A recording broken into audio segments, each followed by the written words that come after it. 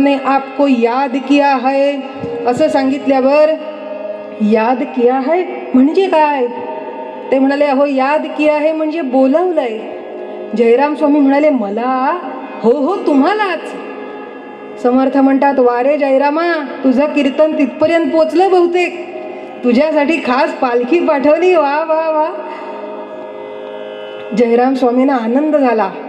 बहुतेक एखादा मोठा सप्ताह वगैरे ठरवतील, पालखी वगैरे पाठवले, मानात बोलवलंय, छान फेटा वगैरे घातला, धोतर ल्याले करवत काठ असं धोतर नेसलं. करवत काठ म्हणजे काय?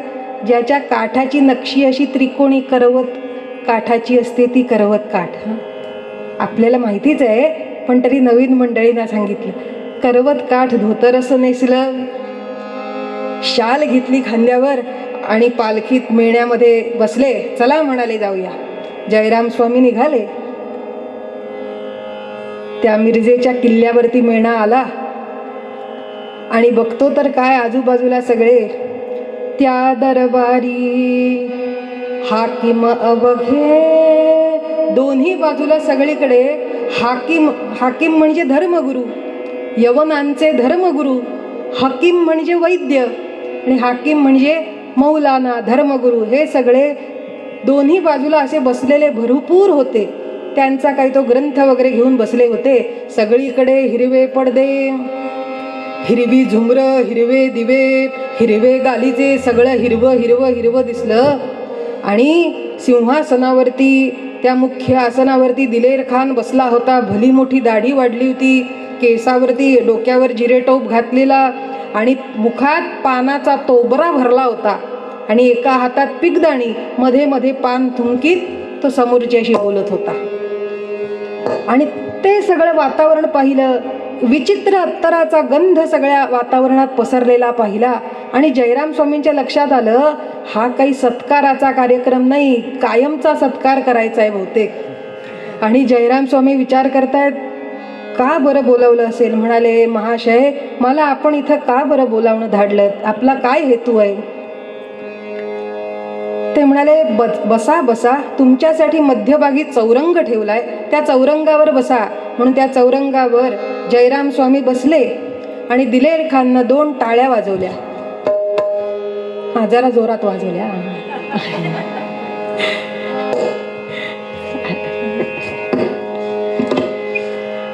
दिलेर खाननं टाळ्या वाजवल्या आणि एक रजताच्या तबकात काही ठेविले वस्तू जात, सरपोसी आच्छादित आणून ठेविले समोरी. एका मखमली झाकण असं झाकलेलं, फडका घालून कापड घालून झाकलेलं असं भलं मोठं रजताचं चांदीचं ताट आलं. आणि हे काय आहे म्हणून पाहतायत तर दिलेर खाननं त्यावरचं ते झाकलेलं वस्त्र बाजूला केलं आणि पाहतो तर काय, गोमांस. चर्रकन काळजाचा ठोका चुकला, पायाखालची जमीन सरकली जयराम स्वामींच्या आणि म्हणाले राम राम राम राम. खा साहेब हा सगळा काय प्रकार आहे? खा साहेब म्हणाले सांगतो. काल तुम्ही कीर्तनात सांगितलं की जो संतांच्या मागे चालत जातो त्याला राम भेटतो. म्हणाले बरोबर. दिलेर खान म्हणतायत आम्ही असं मानतो की तुम्ही संत आहात ना.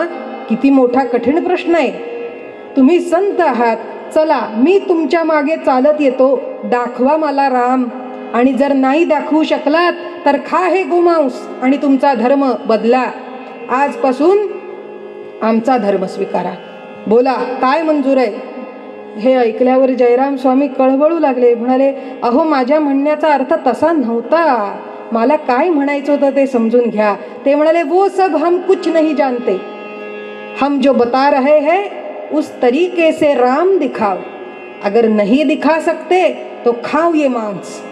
जयराम स्वामी म्हणाले आता मी काय करू भगवंता, ही कुठली परीक्षा पाहतोस? हे कसं संकट आलं माझ्यावर आज? आणि आता ही माझी चिंता मी कशी निवारण करू? देवा, ही अशी परीक्षा बघण्यापेक्षा माझा प्राण का नाही रे घेतलास? ह्या अशा धर्मसंकटात टाकण्यापेक्षा आता मला कोण बरं यातून सोडवू शकेल? म्हणून भगवंताचं चिंतन करतायत. आणि विचार आला मनात, आज जर आत्ता माझ्याबरोबर समर्थ असते तर त्यांनी नक्कीच यातून माझी सुटका केली असती. मी का बरं एकटा आलो मेण्यात बसून? मी काय त्यांना सोबत आणलं नाही? छे छे, काय हा माझा मोठेपणा! मी समजलो की कीर्तन मी करीत होतो. नाही नाही नाही, ते भगवंत करीत होता. आणि समर्थ माझे कौतुक करत होते, पण ते सांगत होते, नाही जयरामा, तुझ्यातला ग जो आहे ना, ग ची बाधा दूर कर. पण हे मी नाही समजलं, ते आज मला इथं आल्यावर समजतंय रामा. खूप खूप खूप अंतःकरण कळवळून दाटून आलं. आणि इतक्यात जयराम स्वामींच्या सोबत त्यांचा एक शिष्य होता, गोपाळ नावाचा. जसा स्वामींचा मेणा गडावर गेला, तो गोपाळ त्यांच्या मागे धावत धावत धावत आपल्या गुरुच्या मागे म्हणून त्या किल्ल्यावर गेला आणि दरबाराच्या एका खिडकीतून असं पाहू लागला की आत काय चाललंय. आणि ते खिडकीतून पाहताना त्याला कळलं की आपले गुरुजी संकटात आहेत. आता यांचं रक्षण करायला समर्थांना मी बोलवायला गेलं पाहिजे. म्हणून तो झपाझप पावलं टाकत खाली उतरला. धावत धावत धावत धावत देवळात आला. पाहतोय समर्थ कुठे दिसेना. इथे झाडाखाली आहेत का, पारावर आहेत का, कुठे दिसेना, कुठे दिसेना. नदी काठी पाहायला लागला. नदी काठी सुद्धा कुठेही दिसेना. आणि म्हणायला लागला मोठमोठ्यानं टाहो फोडून, महाराज महाराज लवकर या, कुठे आहात तुम्ही? धावा महाराज, कुठे आहात? इतक्यात नदीच्या पाण्यात आत ध्यानस्थ बसलेले समर्थ चटदिशी पाण्याच्या वर आले आणि म्हणाले, मूर्खा, कशाला ओरडतोस? अरे कशाला ओरडतोस माझ्या नावानं? काय झालं? तो म्हणाला, रडत रडत अश्रू पुसत म्हणाला, अहो माझे गुरुजी जयराम स्वामी संकटात आहेत. महाराज तुम्हीच वाचवू शकता, चला आता त्वरा करा, आता वेळ घालवू नका, चला चला. त्यावर समर्थ म्हणाले, अरे गुरु संकटात असताना त्याची सोबत करायची सोडून इथं माझ्याकडे कशाला आलास? आणि काय रे, कीर्तनात मोठमोठ्या गप्पा मारताना, बाता मारताना तेव्हा नाही विचार केला, आता बरोबर आठवण झाली. जा तूच जा, तुझ्या गुरुला काय ते सांभाळ, येऊ नकोस माझ्याकडे, असं म्हणाले समर्थ. तेव्हा विचार करायचा ना, मोठमोठ्यानं कीर्तन करत होता तेव्हा बोलताना विचार करायचा, असं गमतीनं म्हणाले. आणि तो गोपाळ जा म्हटल्यानंतर पुन्हा डोळे पुसत धावत धावत धावत गडावर आला. हस्य हुश्य करत तो वर येऊन पोहोचतोय. इतक्यात जय जय रघुवीर समर्थ. इथे जयराम स्वामी कळवळून मनामध्ये धाबा करतायत. रामदास माऊली ग माया माझी, धावत ये उनिया बाळावरी, करी करुणा सावली ग माय माझी. आणि इतक्यात कानी जय जय रघुवीर समर्थ अशी गर्जना ऐकू आली आणि नवचेतना संचारली. समर्थ आले की काय? आणि हा गोपाळ चालत यायच्या आत समर्थ इथं आले. आणि गोपाळाला इतका आनंद झाला, त्यानं चटकन पाय धरले आणि समर्थांच्या खडावा चट चट चट अशा वाजत होत्या. त्यांनी दरबारामध्ये प्रवेश केला. कसे दिसत होते?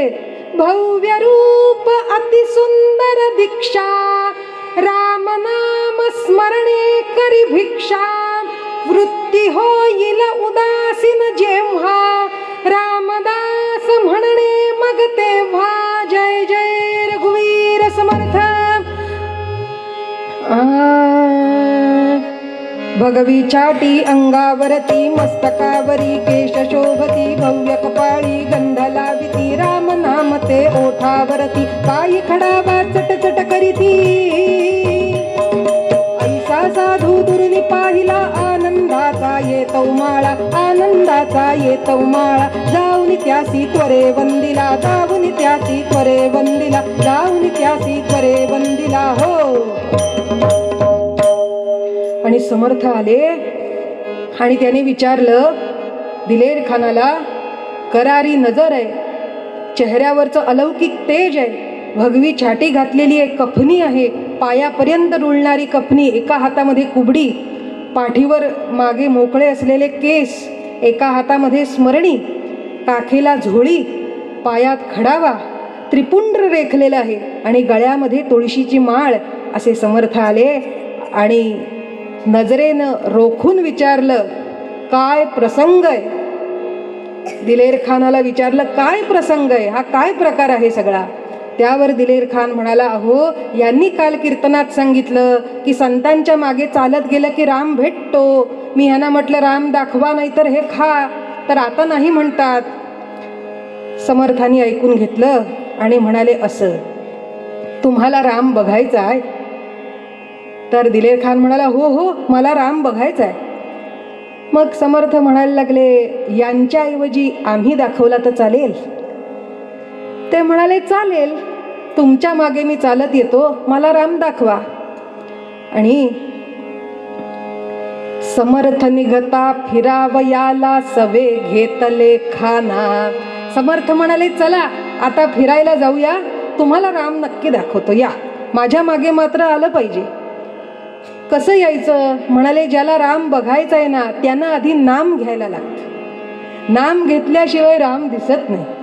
म्हणून जयरामा चल बघूया. म्हणून पुढे समर्थ, मागे जयराम स्वामी आणि त्यांच्या मागे दिलेर खान असे या मिरजेच्या किल्ल्यावरती चालत चालत फिरतायत. पुढे समर्थ झपाझप पावलं टाकीत गेले, त्यांच्या मागे जयराम स्वामी, हा दिलेर खान सुद्धा झपाझप पावलं टाकत गेला. पुढे एक जरासा खड्डा आला म्हणून ह्यांनी उडी मारली, तर जयराम स्वामींनी उडी मारली, ह्यानं सुद्धा तशीच उडी मारली.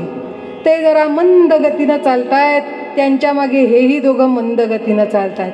होता होता होता सगळ्या गडाचा परिसर फिरवला आणि मग तटबंदीच्या जवळ एका बुरुजाच्या ठिकाणी आले आणि समर्थांनी पाहिलं, त्या तटबंदीला जे दगड होते ना, त्या दोन दगडांच्या मध्ये छोटीशी फट होती, छोटंसं भोग होतं, अगदी लहानसं छिद्र होतं. ती छोटी फट पाहिली दगडांच्या मधली आणि विचार केला, आत्ता राम दाखवूया म्हणाले. आणि क्षणार्धात आपलं शरीर अत्यंत सूक्ष्म केलं आणि त्या लहानग्या फटीतून सुळकन उडी मारली आणि खालच्या पठारावर जाऊन उभे राहिले. पुन्हा शरीर होतच तसं 6.5 फूट उंची आणि हाक मारली, जयरामा ये.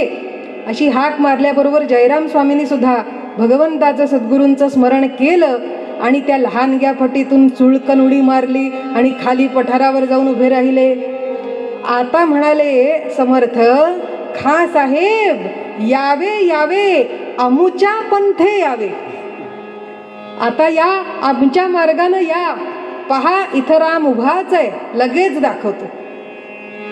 तो दिलेर खान ती सगळी दगडांची, ती बुरुजाची ती फट वगैरे हातानं चाचपडून पाहायला लागलं, कसे इथून कसं काय गेले हे दोघे जण, इथनं कसं काय जाणं शक्य आहे. काळा ठिक्कर चेहरा पडला, खूप खूप पश्चाताप झाला आणि जयराम स्वामी समर्थ खालून हाक मारतायत, खा साहेब यावे, त्वरित यावे, राम इथं उभा आहे. समर्थ म्हणाले, जयरामा तुला दिसतोय ना राम? जयराम स्वामी म्हणाले, मोठा साजिरा गोजिरा आहे. हे ऐकलं आणि दिलेर खानाचा खूप खूप खूप वाईट वाटलं. तो धावत धावत धावत खाली गेला आणि घट्ट चरण पकडले समर्थांचे आणि गडबडा गडबडा गडबडा लोळू लागला आणि रडायला लागला. त्यांच्या चरणाची माती आपल्या अंगाला लावायला लागला, तोंडात मारून घ्यायला लागला आणि म्हणाला, महाराज गुन्हा माफ करा, मी तुमचा पापी आहे, तुम्ही खूप मोठे सत्पुरुष आहात आणि तुमचा मी अपमान केला, मला क्षमा करा. आता माझी काय गती? नको, मला क्षमा करा. हो मी काय करू? मी धर्म बदलू का? मी तुमच्या धर्मात येतो, मला काहीतरी शिक्षा द्या, माझं मन शांत करा, आता मला वाईट वाटतंय. त्यावर समर्थ म्हणाले, अरे वेड्या, धर्म बदलायची काय गरज आहे? विश्व स्वधर्म सूर्य पाहू, अशी आमची संस्कृती आहे. नुसता धर्म आणि त्याचा रंग बदलून काही होत नसतं, अंतःकरणाचा रंग बदलायला लागतो. ह्या अंतःकरणाचा रंग बदल. आणि तो विचार करू लागला, आता माझी काय गती होईल? एवढं मोठं पाप माझ्या हातून घडलं. समर्थ म्हणाले, सकळ जीवांचा करीतो सांभाळ, तुझं मोकलीला ऐसे नाही. मग मला क्षमा केली का महाराज? म्हणाले, क्षमा केली, पण तुला आता आज्ञा देतो की या मिरज प्रांतामध्ये मठासाठी जागा द्यायची. म्हणून आजही दिलेर खानानं दिलेली जागा मिरजेला आहे. तिथे मी कीर्तन केलंय, हेच कीर्तन तिथेही केलं होतं. आणि त्या मठाच्या मठपती म्हणून वेणा स्वामींची नियुक्ती केली. आणि त्या वेणा स्वामींना सांगितलं दिलेर खानाला अनुग्रह द्या. आणि हा दिलेर खान उपासना करू लागला, नाम घेऊ लागला, वेणा स्वामींचा शिष्य झाला. आणि जयराम स्वामींच्या लक्षात आलं इथं मठ उभा राहिला, मिरजेमध्ये रामकार्य सुरू झालं, प्रचार प्रसाराचं, भक्ती वाढवण्याचं मोठं सत्कार्य याची सुरुवात झाली. दिलेर खानाची सुद्धा बुद्धी पालटली. पण खरोखरीच एक क्षण असा आला होता की मला या चिंतेतून कोण बाहेर काढील असं वाटत होतं. जयराम स्वामी म्हणतात, पण त्या क्षणी समर्थ आले आणि याची प्रचिती आली. नको खेद करू कोणत्या गोष्टीचा, पती लक्ष्मीचा जाणत आहे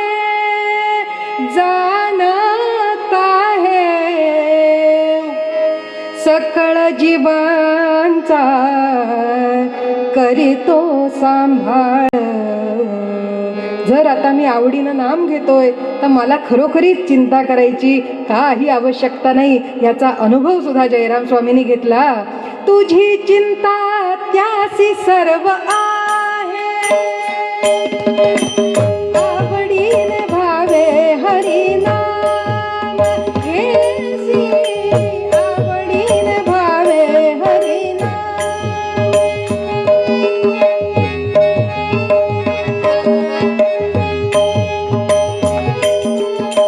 तुझी चिंता त्यासी सर्व आहे,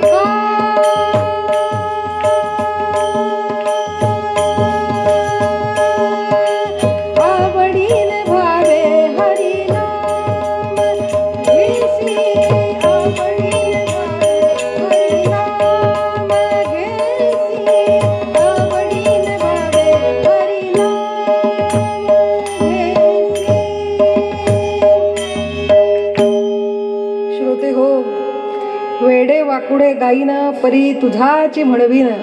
ह्या वात्सल्य भावानं जी काही सेवा घडलेली आहे ती तुम्हा सर्व श्रोत्यांच्या चरणी आमचे हे दोन्ही साथीदार या दोघांच्या सह, आपल्या सर्वांच्या आयोजक सगळी मंडळी या सगळ्यांच्या सह, आणि हे आमचं उत्तम आजचं साऊंड सिस्टीम, खरोखर असं वाटायला लागलं की ही आपण घेऊन जावी सगळ्या कीर्तनाला आणि असाच लावावा की काय माहीत असं वाटलं. तर या सगळ्यांनाही नमस्कार करूया आणि सगळ्यांच्या वतीने ही झालेली कीर्तन सेवा रामप्रभूंच्या चरणी अर्पण करूया. मगाशी ताईंनी गोसेवेचं, गो महात्म्याचं काही माहिती दिली. त्या संदर्भात जर कुणाला विशेष माहिती हवी असेल तर एक लहानशी पुस्तिका सुद्धा आणलेली आहे, ज्याच्यात गौ साक्षरता म्हणून गायीविषयीची माहिती मिळावी यासाठी काही थोड्याशा कॉपीज मी आणल्या आहेत. कुणाला हवी असेल तर नाममात्र 50 रुपये त्याची किंमत आहे. कुणाला हवी असेल घ्या. गाईच्या शेणापासून केलेले प्रॉडक्ट्स जर कुणाला बघायचे असतील तर ते दाखवायला सुद्धा मी छोटंसं आणलंय. कुणाला इच्छा असेल तर जरूर माहिती करून घ्या. पुन्हा एकदा झालेली कीर्तन सेवा अर्पण करून आयोजकांना धन्यवाद की ज्यांनी कीर्तन सेवेचा हा योग इथं दिला आणि अतिशय उत्तम साथीदारांच्या सोबत फार आनंद झाला. तुम्हालाही वंदन आहे दोघांनाही. आणि एकच प्रार्थना करायची, झाले कीर्तन शेवट गोड करा, मनी धरा श्री जानकीच्या वरा, कीर्तन रंगी वाजवा करटाळी, नाम घोषे पाठता होय होळी, येथून कल्याण साम्राज्य संख्य राशी, अवघे